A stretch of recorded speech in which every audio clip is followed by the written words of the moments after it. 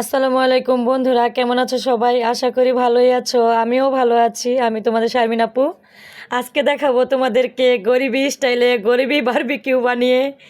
তো বারবিকিউ বানানোর জন্য এখানে 3টা তেলাপিয়া মাছ নিয়েছি। তো এখন আমি এখানে নিয়েছি কিছু ময় মশলা। তো জিরার ফাঁকি, আদা জিরা বাটা, লবণ, টমেটো সস, মরিচের গুঁড়া, হলুদের গুঁড়া, বারবিকিউর মশলা, টেস্টি সল্ট, লেবু। আর এখানে আমি পরিমাণ মতো দিয়ে দেব তেল, সরিষার তেল। তো লেবুটাকে ভালো করে চিপে নেব। তো এখানে আমি ময় মশলাগুলো ভালো করে মাখিয়ে নেব। মাখিয়ে নেওয়ার পরে মাছের ভিতরে মশলাগুলো ভালো করে মাখিয়ে দেব।